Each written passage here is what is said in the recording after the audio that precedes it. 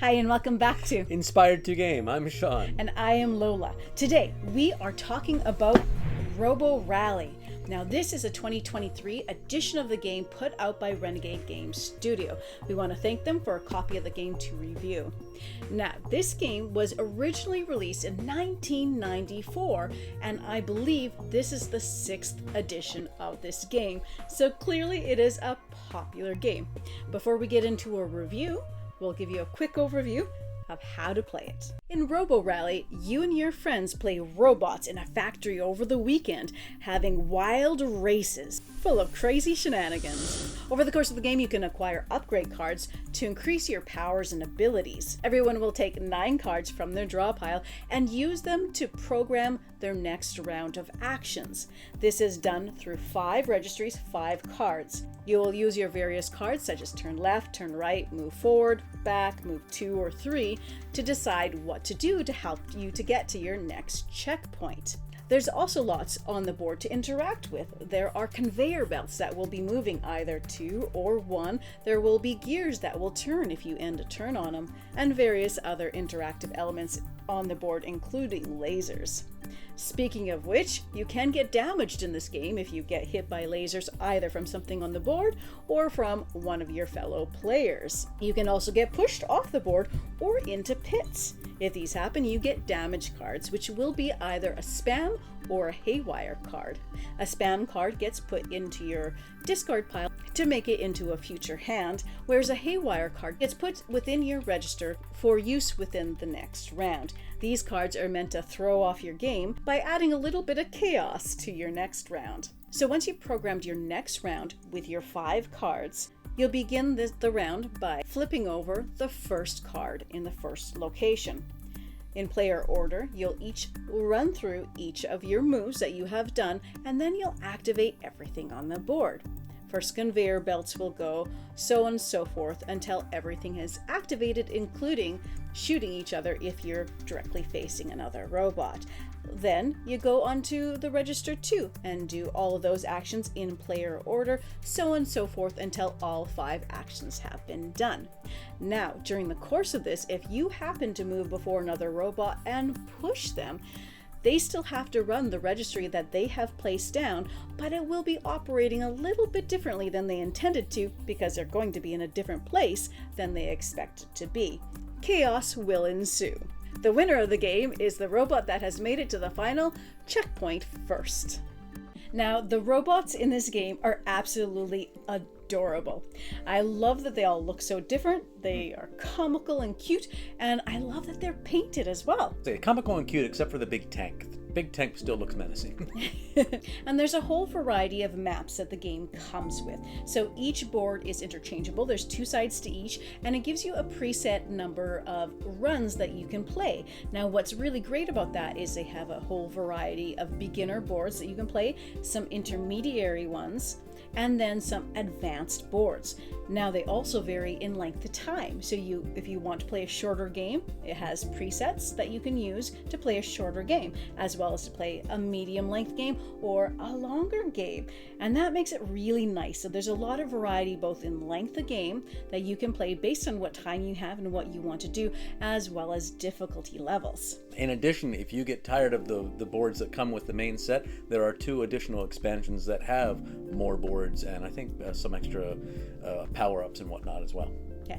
And what's cool too is you don't even have to use the presets. You can create your own run based on your own imagination. Within the rulebook, they even give you tips and tricks for doing just that. Things to keep in mind to help keep the game balanced. So there's so much you can be doing to create different experiences within the game. What really surprised me about this game is just how thinky it actually is. So it's quite the mental puzzle to put your register together. So you have your cards and you've got 9 and you're going to use 5 of them. Between between your lefts, rights, rotates, as well as move 1, 2, or 3. There's a variety of different cards.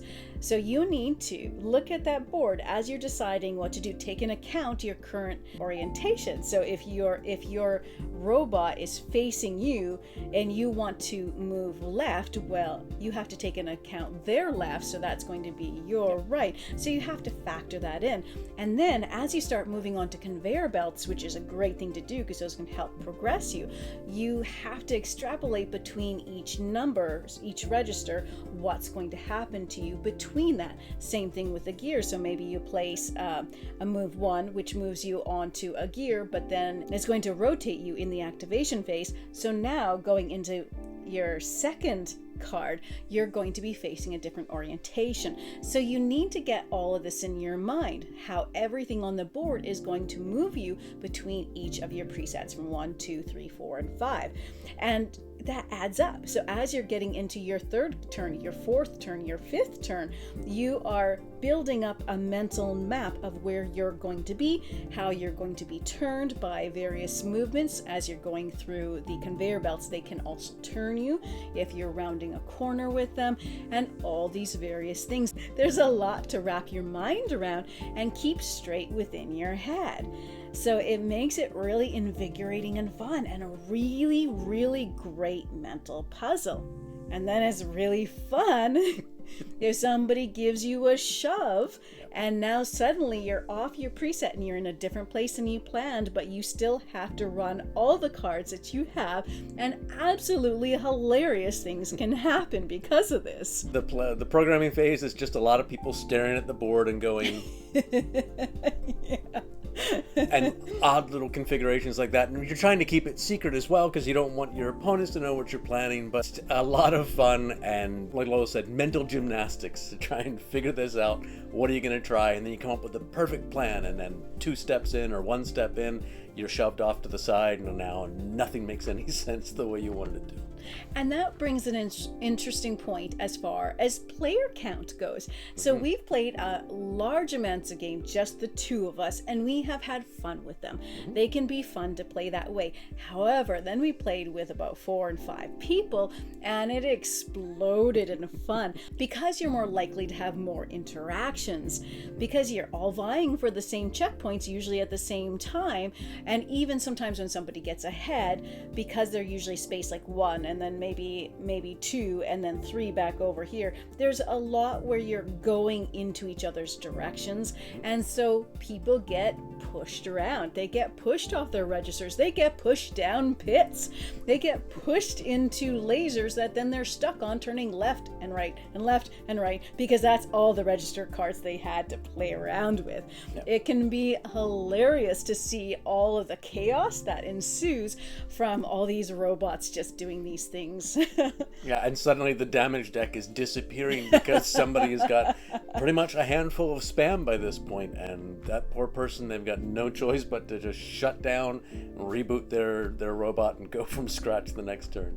Now, the spam cards you can use. So spam cards in your hand, if you use them in one of your register places, what happens is when you reveal that, say if you had put it in number 1, well, now you put that into the discard pile and you draw the first top card of your draw pile and face it down, and that's what you have to do. So it introduces an element of randomness within your program. But as Sean mentioned, if you have a whole bunch in your hand, sometimes it's easy just to do shutdown, which puts you out of the game for a mode and lets you get rid of all the cards. And the nice thing is you can plan that intentionally. So if you are on a good conveyor belt that's taking you in the general direction you want to go, maybe that's the turn where you just say, I'm shutting down. You let it push you 5 spaces, at least heading in the direction you want to go, and it lets you get rid of all those damage cards. Yeah, in opposition to that, there's the haywire cards that they go into the register that you were damaged in, but you actually see what that is going to cause, so you can actually ramp that into your plans, whereas the spam cards are more random. Yeah, and sometimes the haywire cards can be really, really helpful and give you powerful moves. There's something like move 5 or move 5 backwards, or move forward 1, rotate left, and move 1 again.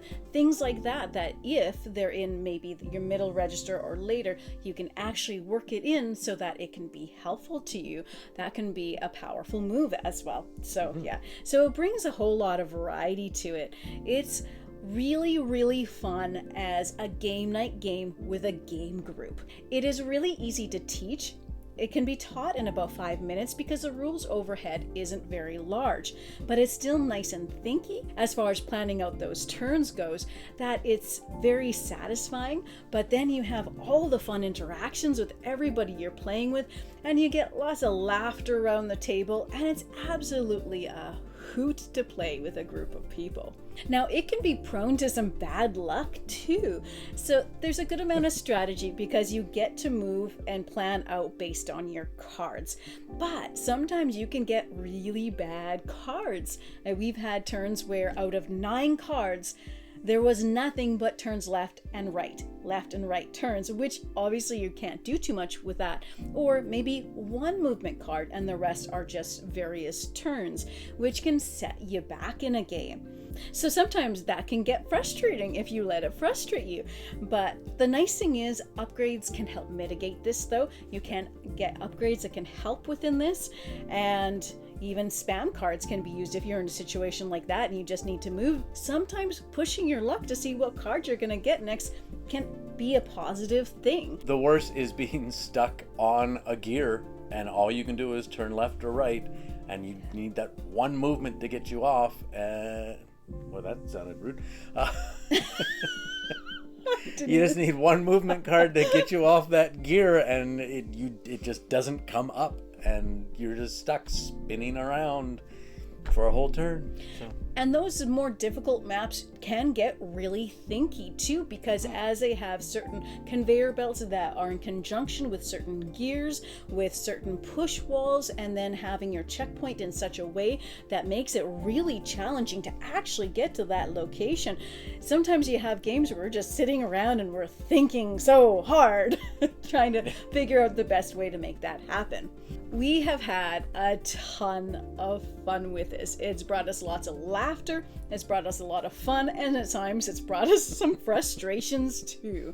But we did really, really enjoy this one. I really enjoyed the mental puzzle, and then it's fun, all the crazy things that can happen through the various robot interactions. It's a great game for a lighthearted game night, and especially for a game group activity. So if you are interested in this game, check it out. We have not played any of the other previous editions, so we can't compare to those, but the quality of this is really nice. The robots are really, really, really nice and add to kind of the ambiance of the game. Would you call that ambiance? Robot ambiance? This is in stores right now if it is something that sounds interesting to you. Thank you so much for joining with us today. If you like this content, please check out some of our other videos and consider subscribing if you already haven't. And as always, happy gaming, folks. There are numerous boards in the game that can be set up, played with various checkpoints for your racing pleasure.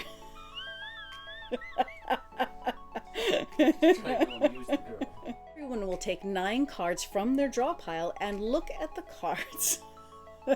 You will show your... You look like you need a cat. I look like you need a cat. The winner of the game is the robot who has made it to the final check bar. The winner of the game is the robot who has made it to the China... Okay. I just have my tea here. I just want my tea because I'm so cold. There's a lot to wrap your mind out with. There's a lot to wrap.